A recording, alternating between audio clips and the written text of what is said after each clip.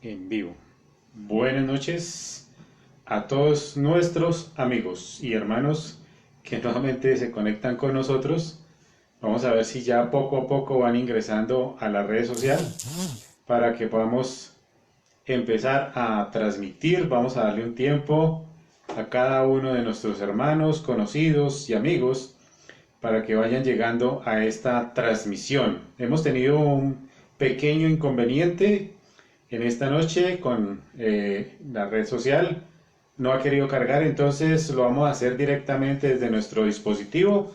Pero como les digo, vamos a darle un pequeño tiempo a aquellos que hasta ahora están entrando en nuestro dispositivo para poder conectarse en lo que vamos a hacer en esta noche, continuar con nuestro devocional y que a través de él poder también edificarnos, poder tener ese tiempo en la presencia de nuestro buen Dios, nuestro Padre Celestial. Y entonces vamos a dar inicio. Ya hemos esperado un tiempo para que se puedan conectar. Vamos a dar entonces inicio a nuestro devocional del día de hoy. Y para iniciar debemos entonces volver a retomar aquellas cosas con las cuales hemos venido hablando. Volverles a reiterar el tema. Hemos estado hablando acerca del estudio de Génesis, el libro de Génesis, capítulos del 1 hasta el 38, hablamos el día jueves, y que nos manifiesta después de haber entrado o haber visto ese intervalo que nos mostraba el capítulo 38, cómo se manifestaba allí ese capítulo y nos mostraba un corte muy radical, pero que mostraba algo o evidenciaba también algo de algo muy lamentable, que es la vida, los errores que tuvo que atravesar este hombre como Judá, pero también que todas estas cosas que estaba viviendo era un espejo que el Señor también estaba mostrando y que nos dice que las generaciones que vienen atrás de nuestro Señor Jesucristo no eran unas generaciones muy buenas que digamos, sino que eran también familias como la común y corriente, familias como la de nosotros, en las cuales hay problemas, hay discusiones, hay incomodidades, falta de comunicación, y que esto genera no solamente estos tipos de problemas, sino que a la postre todas estas dificultades que tiene que sortear, pues en el tema de que le estamos viendo Judá, nosotros también como familia también tenemos que sortear algunas dificultades, algunos inconvenientes, problemas, y por lo tanto en determinado momento tenemos que asumir las consecuencias como lo tuvo que vivir Judá. Pero en síntesis, lo que queremos decir es que el texto, capítulo 38, nos muestra realmente ese espejo, que no es todo color de rosa, que Jesucristo no vino de una descendencia muy limpia, por decirlo así, sino que venía de familias que también eran algo disfuncionales, complicadas y que tenían problemas en su día a día. Hoy volvemos a retomar entonces la historia de José y a través de esa historia que vamos a conectar entonces en esta noche nos vamos a dar cuenta que la vida de José era totalmente diferente a la vida de Judá. Entonces quiero invitarles a que vayamos a nuestro texto de hoy para que busquen allá en sus Biblias, capítulo 39. Capítulo 39, vamos a leer todo el capítulo, versículos 1 al 23, para que vayan ahí buscando en sus Biblias. Y capítulo 39 dice de la siguiente manera: Llevado pues José a Egipto, Potifar, oficial de Faraón, capitán de la guardia, varón egipcio, lo compró de los ismaelitas. Y ya hemos hablado acerca de los ismaelitas, que eran también descendientes, eran como primos hermanos allí, y estos andaban en una condición diferente, vivían de las ventas, del comercio, y allí fue donde tomaron a José y lo llevaron a Egipto, y lo habían llevado hasta allá. Mas Jehová estaba con José, y fue varón próspero, y estaba en la casa de su amo el egipcio. Y vio su amo que Jehová estaba con él, con José, y que todo lo que él hacía, Jehová lo hacía prosperar en su mano. Así halló gracia en los ojos, hacía yo gracia en sus ojos, y le servía, y le hizo mayordomo de su casa, y le entregó en su poder todo lo que tenía. Esto lo hizo Potifar a José. Y aconteció que desde cuando le dio el encargo de su casa y todo lo que tenía Jehová, bendijo la casa del egipcio a causa de José.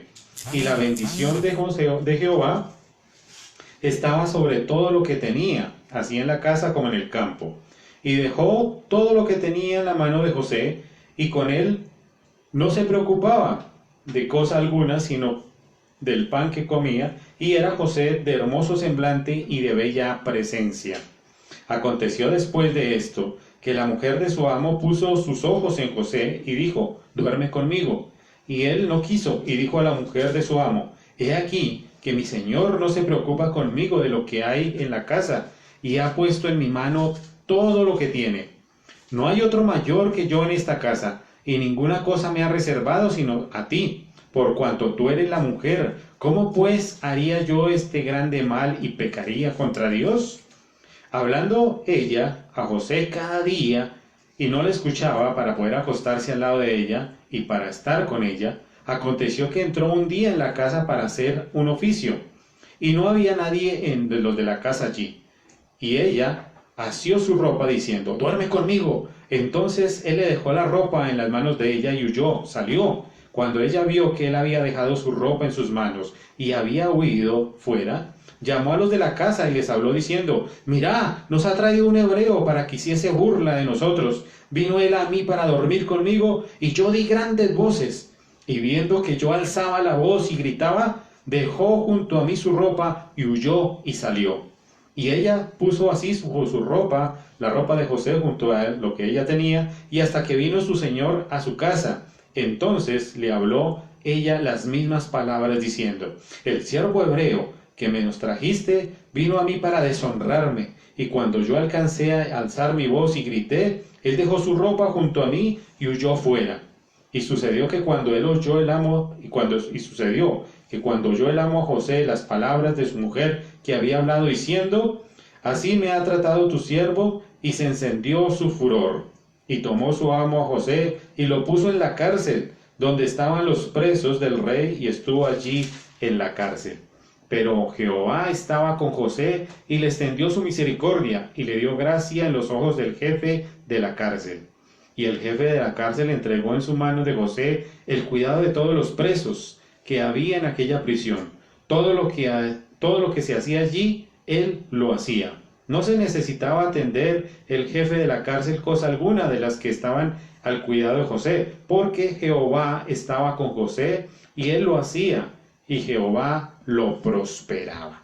Bueno, un tema que empieza a marcarnos, ¿no? Como la historia de José empieza como en una caída libre y empieza en algo con dificultad. Primero habíamos escuchado el relato de sus hermanos, cómo le envidiaban, cómo tramaron para poder vengarse de él, deshacerse de él, y lo vendieron efectivamente a los ismaelitas, y estos a la postre lo llevaron a Egipto, donde lo vendieron ante Potifar.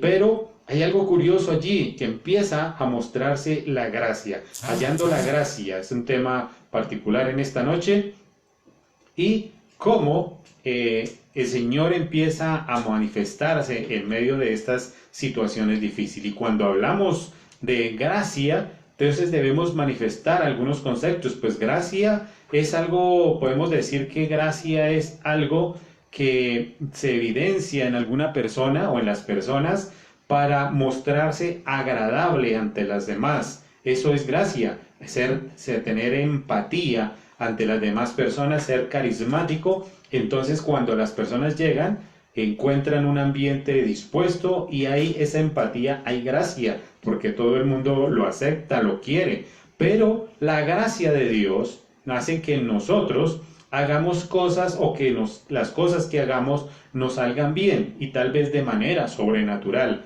Es decir, cuando estamos en alguna situación difícil, tal vez en un accidente, y no nos llega a pasar algo, la gracia de Dios actúa en ese momento de una manera sobrenatural. No quería que nos pasara nada en ese momento, entonces Dios actúa allí.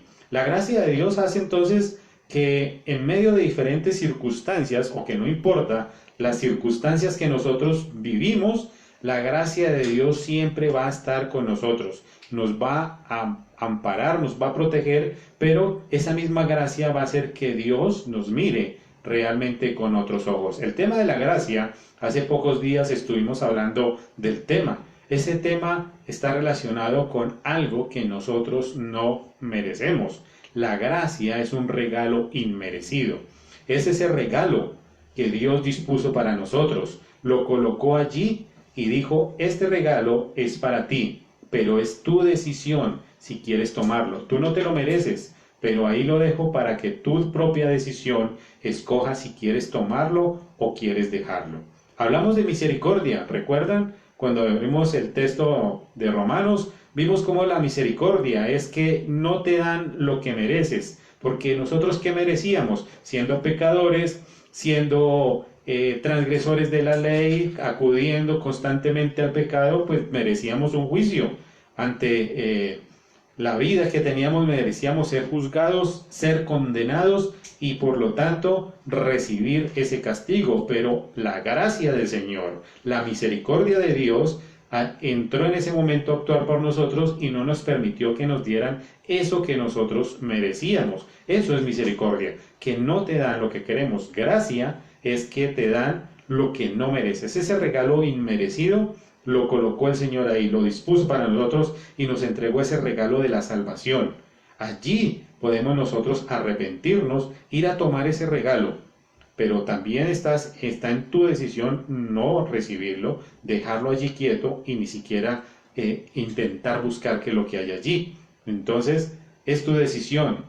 Por lo tanto, no podemos decir, el Señor entregó la salvación a todo el mundo, pero en el libre albedrío que nosotros tenemos, allí está nuestra potestad de ir a recibirlo, de tomarlo para nosotros mismos. Justicia, hablamos acerca también, que justicia es lo que te dan porque lo mereces. Entonces, allí podemos ver también la vida de Faraón. ¿Recuerdan? Cuando Faraón se puso un poco duro y Dios también endureció el corazón de Jehová para no dejar salir al pueblo de Israel, pues al final recibió lo que merecía por justicia. Versículo 1 entonces nos habla acerca del tema de la gracia. Aconteció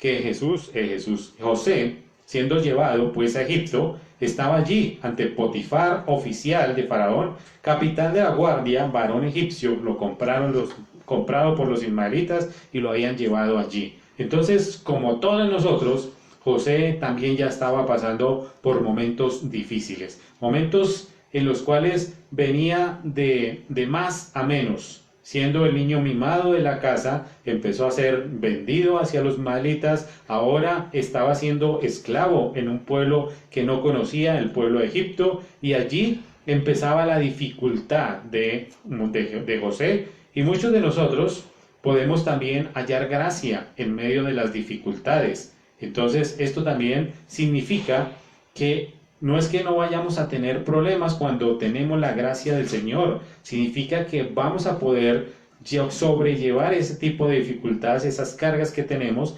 mediante esa gracia que el Señor da en cada uno de nosotros. Versículo 2 dice, mas Jehová estaba con José, y fue varón próspero y estaba en la casa de su amo egipcio.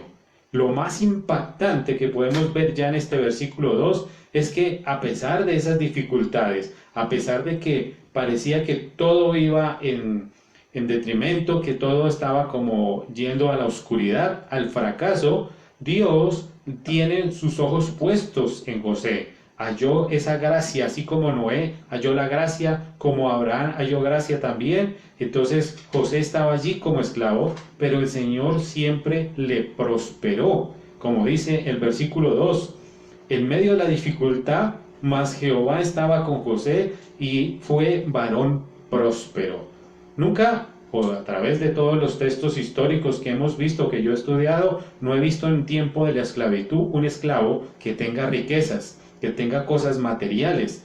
Esto es algo contradictorio con lo que muestra aquí el texto, porque dice que José era un hombre próspero. Sin embargo, el tema de la prosperidad aquí no está enfocado directamente en la riqueza material, en la cantidad de cosas que tenga, sino más bien en la bendición que él podía transmitir. Es algo que nosotros también manejamos y que tenemos. Cómo nosotros tenemos esa riqueza. A través de la gracia que el Señor da en nosotros podemos manifestar esas bendiciones. ¿Y cómo lo evidenciamos? Solamente aquí, más adelante el texto nos lo va a decir, cómo José empezó a transmitir esa misma riqueza, esa prosperidad que tenía en la misma familia donde llegó, porque empezó a evidenciarlo. Potifar se dio cuenta que José estaba siendo bendecido, pero él, a través de su actitud, de su forma de ser, también bendijo a toda esta familia que el Señor le dio, no solamente con muchas bendiciones, sino también con muchos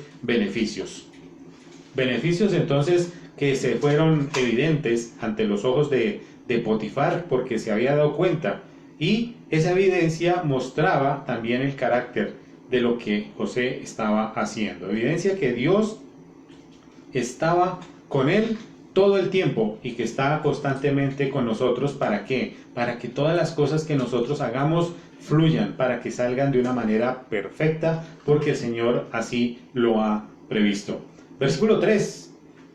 Y vio su amo que Jehová estaba con él, y que todo lo que él hacía, Jehová lo hacía prosperar en su mano.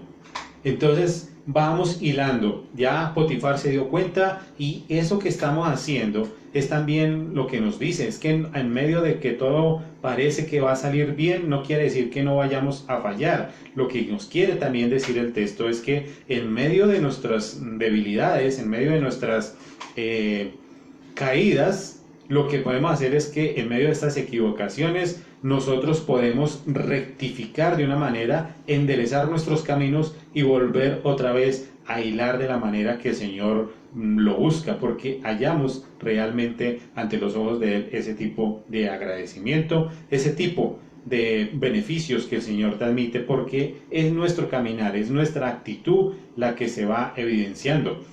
Y dice versículo 4, y hacía yo José gracia en los ojos de Potifar, y le servía, y él le hizo mayordomo de su casa y le entregó en su poder todo lo que tenía. Entonces podemos decir que solo estando con Cristo es que podemos tener o hallar esa gracia ante los ojos de los demás. En nuestro trabajo, en nuestras actividades, lo hacemos y lo hacemos evidente. ¿Por qué? Porque tenemos el respaldo directo de nuestro Señor Jesucristo. Contar con Dios no es solamente el respaldo que tenemos de Él, sino que es parte o es fundamento de la bendición que nosotros podemos transmitir a todas aquellas personas en todos los diferentes sitios donde nos encontremos o donde nos desempeñemos. Entonces, es la bendición como nosotros como empleados, si trabajamos en una empresa o en los diferentes eventos que nos encontremos, como nosotros somos de bendición para aquellas otras empresas. Es que esta empresa es muy próspera, esta empresa ha crecido en los últimos 5 años, pero es gracias a la actitud y al trabajo que tú estás desempeñando allí en esta empresa. Es indirectamente lo que está haciendo, lo que Dios manifiesta, porque tú te muestras de una manera honesta, transparente y correcta. Versículo 5 continúa diciendo, y aconteció que después, cuando le dio el encargo de su casa y todo lo que tenía, Jehová bendijo la casa del egipcio a causa de José, y la bendición de Jehová estaba sobre todo lo que tenía, así en la casa como en el campo, en todo lo que tenía. Entonces podemos decir, recordar nuevamente, la bendición no solamente le tenía o le cayó a José, sino que esa bendición fue repartida inmediatamente donde llegó. Estaba en medio de dificultades, estaba sufriendo, pero Dios también le prosperaba a él a través de esas bendiciones que entregaba a las otras personas. ¿Qué tanto somos nosotros portadores de esas bendiciones hacia las otras personas?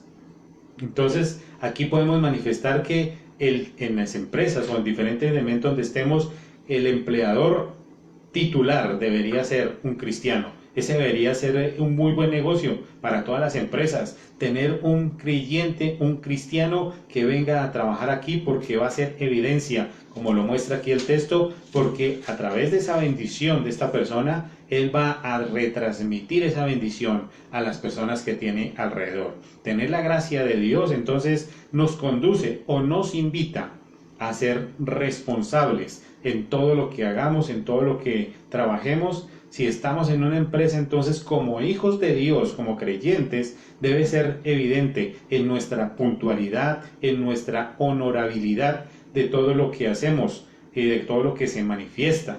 Pero ahí hay un problema muy grande, que no todos los que se dicen ser creyentes actúan de esa manera. No todos los que se llaman cristianos viven de la misma manera la palabra del Señor. Eso es algo que ha marcado también el cristianismo, ha marcado la vida de todos los creyentes. Por lo tanto, cuando encontramos personas y uno manifiesta, yo soy creyente, soy cristiano, empiezan a decir, pero no, usted hace esto, pero no, es que Pedrito Pérez, que trabaja con nosotros, él se la pasa viendo pornografía todos los días en el computador, y eso es lo que hacen todos los cristianos. Entonces, cada una de estas personas va yendo maltratando, va permitiendo que la palabra del Señor no llegue, no fluya de esa manera. Y entonces volvemos al mismo tema que hablamos precisamente el domingo. ¿Cómo se manifiesta realmente ese cristiano, el verdadero creyente? ¿Cómo es que lo podemos evidenciar? ¿Por qué? Porque vivimos todavía en medio de las tradiciones. Y recordarán ustedes que hablamos, muchos de nosotros, o la mayoría de los cristianos, dicen que son cristianos por la tradición, porque el papá, porque la mamá, porque el hermano eran cristianos y ellos siguieron la misma línea de ser creyentes, pero nunca han tenido realmente un encuentro verdadero con el Señor, sino solo lo tienen como eslogan, solo lo tienen como atributo ahí. Y lo mismo, la sociedad a veces llama, es algo de la moda, la actualidad. Hoy en día ser cristiano es algo que fluye o que permite que la gente pueda confiar en aquellas personas, pero cuando no se hace realmente de la forma correcta, lo que estamos haciendo es dañando y afectando directamente el Evangelio. Esto me recuerda un ejemplo de un joven que teníamos en la iglesia de Castilla, y este joven un día se retiró de la iglesia. Este joven trabajaba con computadores, arreglaba sistemas, y entonces un día llegó la tarjetica de presentación de este joven y decía ahí en la tarjeta, decía, ingeniero de computadores, arregla todo tipo de software y toda la cosa relacionada con computadores, pero abajo decía, hijo de pastor cristiano y nacido en cuna cristiana. Qué sorprendente que tengamos que utilizar estos eslogan para poder llegar o para poder ser permitido ante la sociedad y que lo puedan llamar a uno para trabajar. Pero déjeme decirle algo, mi querido amigo y hermano, que esas dos cosas no garantizan nada en la vida del creyente, porque ser hijo de un pastor no garantiza que todo vivamos en armonía, que todo sea color de rosa, porque evidentemente para ser un cristiano, un creyente verdadero, hay que vivir y confrontar la palabra del Señor. Nacer en una cuna cristiana tampoco te garantiza nada, porque tienes que crecer, porque vas a vivir momentos difíciles y vas a tener que llegar a confrontarte con la palabra del Señor. De pronto, como le sucedía, como dijo Pablo a los judíos, ustedes de pronto tendrán alguna ventaja, pero también tendrán que trabajar de la misma manera para poder alcanzar y hallar la gracia que el Señor coloca en cada uno de nosotros. Entonces esas dos cosas no nos hacen, no nos dejan con ninguna ventaja o no nos permiten mostrarnos de una manera clara y sincera ante la sociedad que nosotros tenemos. Entonces nosotros como trabajadores tal vez deberíamos ser más radicales en lo que hacemos, que nos vean con esa responsabilidad, honorabilidad, como lo hizo José aquí, donde le entregaron toda esta responsabilidad y no se perdía nada, ni un esfero, ni un lápiz se perdía. Pero lastimosamente, cuando estamos siendo nosotros los delegados, los que administramos este tipo de negocios, siempre estamos buscando cómo hacer el quiebre, cómo sacar la mejor tajada, y estamos dejando a un lado el concepto verdadero del Evangelio. Versículo 6 dice, y dejó todo lo que tenía en la mano de José, y con él no se preocupaba de cosa alguna, como veníamos hablando. Ya no se preocupaba, sino solamente del pan que comía.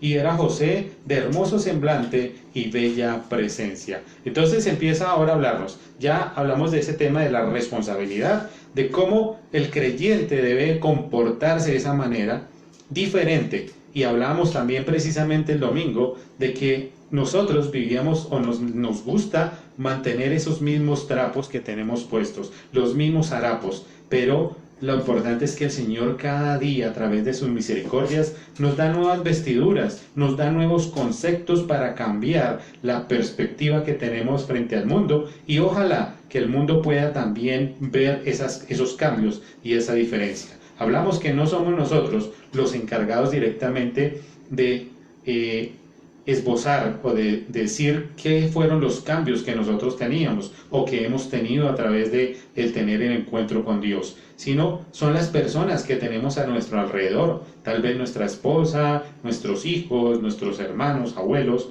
pueden dar testimonio fiel de cómo esta persona en el pasado era una persona vulgar, sucia, que no le importaba nada, sin escrúpulos, y que hoy en día ha mostrado realmente que ha cambiado, que es una persona que vive fiel al Señor, y que hablando de esa fidelidad, entonces nos conduce realmente a esto, a ser fieles al Señor, como lo dice aquí el versículo, porque José era un hombre de un hermoso semblante, y cuando nos está hablando que un hermoso semblante, era un hombre muy bien parecido, un hombre muy bello, muy bien puesto, o sea que no era cualquier persona del común, sino que era un hombre. Yo creo que servía hasta de modelo. José, lo hubieran tomado algunas revistas y lo hubieran lanzado en alguna portada de una revista, porque como lo dice la palabra, era de un hermoso semblante. Versículos 7 y 8 y dice: y aconteció después de esto que la mujer de su amo puso los ojos en José y le dijo: duerme conmigo. Mire cómo fue de una vez directamente al grano. Ella no se puso a decirle: José, tú eres muy lindo, camine, nos tomamos un vino, una gaseosa, yo quiero coquetear. Nada, fue directamente al grano. Le dijo: ven, duerme conmigo, yo necesito estar contigo. Y él no quiso, y dijo a la mujer de su amo: he aquí que mi señor no se preocupa conmigo de lo que hay en la casa. Mire la responsabilidad tan grande. Nadie se preocupa porque yo llegue a cometer alguna falta aquí. Confían plenamente en lo que yo estoy haciendo, y porque Él ha puesto todo en mi mano, y todo lo que Él tiene lo tiene aquí en mi mano, por eso Él confía.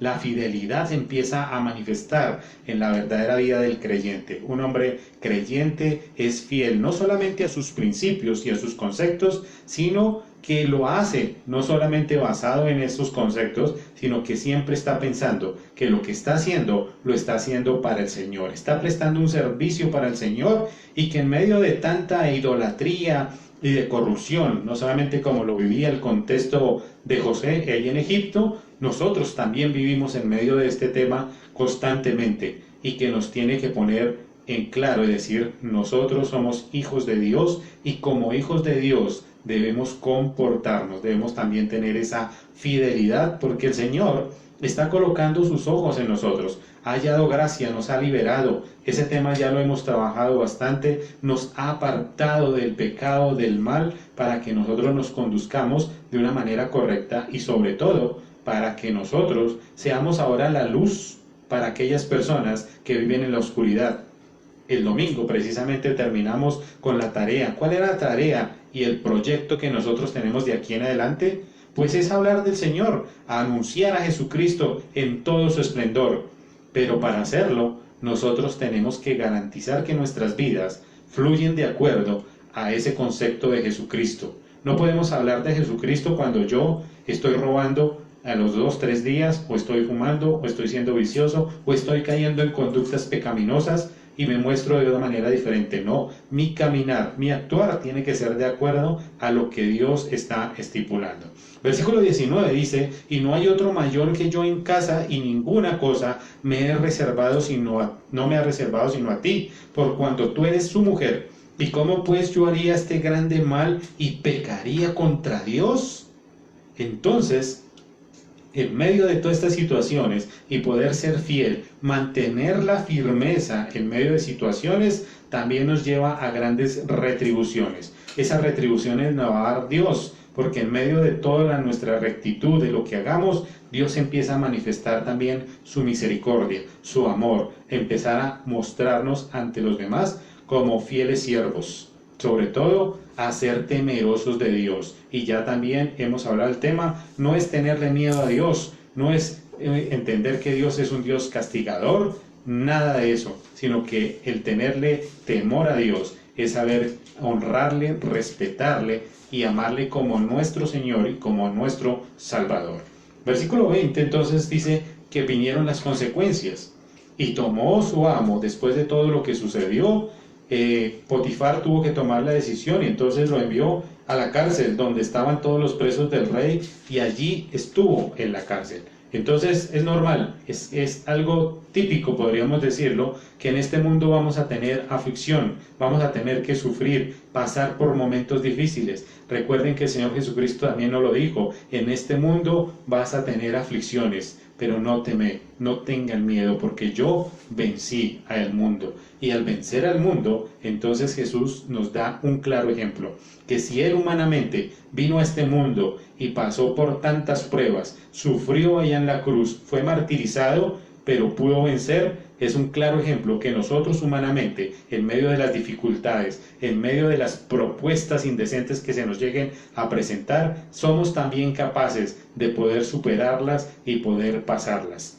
Porque en el mismo capítulo de Juan 16, que nos habla acerca de este tema de la aflicción, también allí en 16:21 nos habla y dice, la mujer cuando da a luz tiene dolor, porque ha llegado su hora, pero después que ha dado a luz su niño, ya no se acuerda de su angustia, por el gozo de que ya ha nacido un hombre en el mundo. Miren lo significante allí, en medio de la tribulación, en medio del dolor, en medio de la zozobra que se está pasando, aquí nos está dando una analogía y se muestra, dice que en medio de esas dificultades vamos a tener aflicción, vamos a tener que pasarlas, pero cuando las pasamos a través de la misericordia del Señor, a la ayuda que Él nos da, nosotros vamos a gloriarnos posteriormente, vamos a ser capaces de tener ese gozo.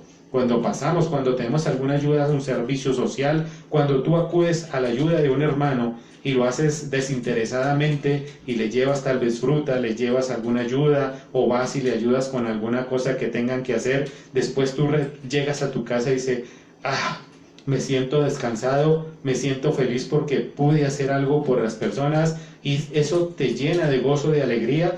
De pronto en medio de la diligencia habían conflictos, habían cosas que te desagradaban, pero al final pudiste hacerlo y te sientes totalmente agradado. Y algo que nos muestra también en particular aquí es que Juan, que nos está hablando, nos muestra también la vida de Jesucristo, cómo en medio del sufrimiento, del dolor, después de lo que hace en la cruz por nosotros, Él es el hombre que ha vuelto a vencer, venció a la muerte, venció y nos da a nosotros también esa misma luz, y por eso nosotros nos gozamos, podemos vivir en alegría. No importa las situaciones como las vivamos, porque Dios siempre va a estar en nosotros. El mismo Juan, ahí en el mismo capítulo 16 nos dice, en aquel día no me preguntaréis nada. De cierto os digo, que todo cuanto pidiereis al Padre en mi nombre, os lo dará. Mire que es importante aquí, todo lo que pidieres al Padre, Él os los dará. La confianza y la plenitud en el Señor es tal que Él lo que nosotros le pidamos nos lo va a entregar. ¿Por qué? Porque actuamos de acuerdo a esos preceptos y a esos principios que el Señor nos da todos los días. ¿Recuerdan a alguien muy importante como Abraham? Que fue llamado amigo de Dios porque la confianza entre ellos dos era tal que él le podía pedir lo que quisiera. ¿Recuerdan cuando intercedió por su primo, por su sobrino? Cuando le dijo, no, Señor, pero allá en Sodoma de pronto hay 50. Y él dijo, no, si hubieran 50 yo los voy a salvar. No, Señor, pero de pronto hay 40. Mire, la confianza tal que le dijo, casi que llega hasta el 1, hasta que le hubiera dicho, Señor, pero allá está Lot. ¿Y por qué no lo rescatas? El Señor también conocía el corazón de Abraham y le dejó que él pudiera expresar e interceder por todo el mundo, por todo este pueblo, e inclusive interceder por su sobrino, y eso fue algo que Dios le escuchó y pudo allá hacer evidente. Contar entonces con la gracia de Dios significa no solamente que los demás puedan confiar en nosotros, sino que eso se manifiesta a través de nuestras vidas, porque nuestra vida está brillando, se está mostrando no solamente la responsabilidad, la rectitud, sino que transmitimos todo ese verdadero amor que Dios ha evidenciado en cada una de nuestras vidas. A manera de conclusión, entonces, en esta noche podríamos decir que la gracia de Dios nos permite conseguir cosas mucho más grandes que el dinero no nos puede dar. Pero la gracia de Dios indispensablemente nos permite tener gozo, nos permite tener paz, un bienestar y sobre todo poder experimentar la verdadera prosperidad. Porque en la palabra del Señor y la vivencia junto a Él podemos experimentar realmente cuál es la verdadera prosperidad. No la prosperidad que anuncian algunas iglesias, sino la prosperidad que el Señor da espiritualmente, físicamente también, y ese ánimo que Él da constantemente en nuestras vidas. En esta noche entonces quiero invitarles a que oremos a nuestro Padre Celestial por todo lo que ha hecho en nuestras vidas, en especial por aquellas personas que están sufriendo o que están hoy atravesando alguna situación de aflicción. Queremos poner en las manos de nuestro gran Dios a nuestra hermana Liliana Castillo, nuestra pastora también de la iglesia de Castilla Nuevo Amanecer, que hoy se encuentra en una cirugía y que esperamos que el Señor le restaure prontamente. Pedimos también por la vida de don Carlos, el hijo de nuestra hermana Leonor, y por la familia en general de nuestro hermano Guillermo, porque está atravesando un momento difícil, y por cada uno de ellos que están pasando alguna necesidad especial, cojarlos en las manos del Señor. Padre Celestial, en esta noche queremos pedirte a ti de una manera muy especial por todos nuestros hermanos. Queremos pedirte por la vida de Liliana, Señor. Tú le conoces muchísimo más que nosotros y la situación que está pasando hoy, Señor, a través de esta infección que ha tenido. Que seas tú trabajando, colocando a los cirujanos, Señor, allí en esta sala de operaciones, Señor, para que ellos sean los instrumentos que tú colocas y que tú utilizas para poder restaurarle, Señor, para que nuevamente la podamos tener en casa sin ningún inconveniente, Señor, y realizando esa tarea que tú le has delegado a través del ministerio, Señor. Te pedimos por ella, te pedimos también por su familia, para que tú les des la tranquilidad, para que ese respaldo tuyo pueda ser evidente en toda su familia, Señor. Te pedimos también por la vida de don Carlos, Señor, por su aflicción y por su enfermedad también, Señor. Tú le conoces, permítele, Señor, poder ser restaurado, pero permite que Él se pueda glorificar en tu palabra, Señor. Permítele que Él pueda conocerte de una manera personal, Señor. Que no sean solo palabras, sino que también pueda interiorizar, que te pueda sentir y que pueda sentir el respaldo tuyo, Señor. De la misma manera dejamos a la familia de don Guillermo, inclusive a él también, para que tu consuelo, Señor, pueda ser evidente en cada uno de ellos. Ya su hermana está en tu presencia, Señor, está disfrutando, por decirlo así, de las mieles que se tiene cuando llega uno a tu presencia, Señor.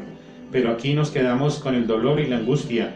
Solo tu palabra, tu voz de aliento y tu voz de ánimo nos puede fortalecer. Te pedimos para que tú fortalezcas a toda esta familia, Señor, y le sigas dando ese ánimo y esa perspectiva sobre lo que es tu palabra y el Evangelio, Señor.